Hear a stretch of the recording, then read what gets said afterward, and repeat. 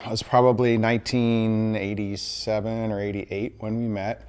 We were in a broadcasting class. I remember the first time I saw her across the room and she caught my eye. So our very first date, we went out and I really didn't have a whole lot of money, so I was honest and I said, would you mind if we went out and we just order salads? And she was fine with that, and that's what we did, and that started off our journey.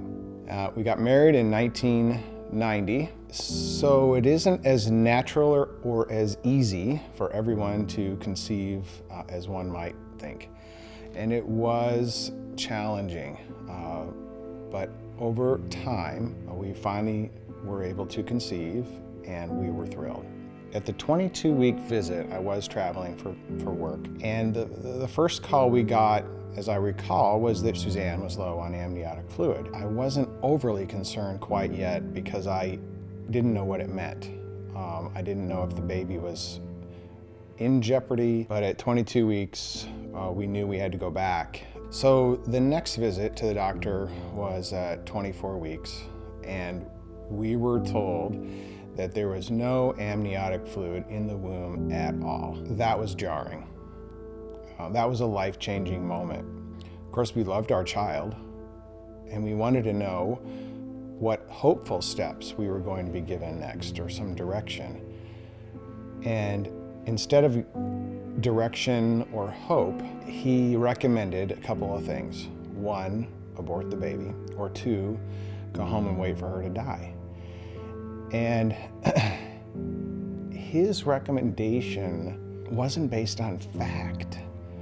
He made an assumption that because there was no amniotic fluid, that Rachel had no organs to produce the amniotic fluid that is in the womb. Up until about 20 or 24 weeks, the baby actually produces the amniotic fluid. So he assumed she didn't have any organs and was therefore not compatible with life outside of the womb.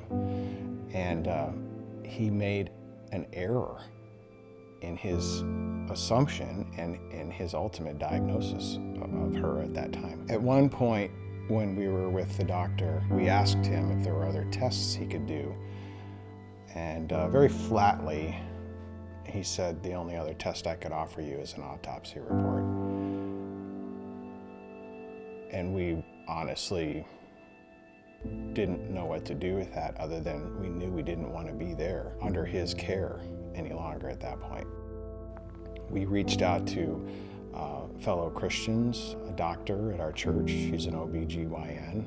I vividly remember the moment that Rachel was born, and it was an emergency C-section. Suzanne had been admitted so that the doctors could monitor Suzanne and monitor the baby. And we were seemed like we were rushed into the operating room. And I do remember vividly, it was a blue sheet, and then I remember seeing Rachel come up over the top of that sheet, and she was very tiny and very red, and her hand moved, and she actually made a squawking noise, if you will, she cried out a little bit. And we were told later on that the doctors said that was a very good sign for her to have made a noise and to be moving.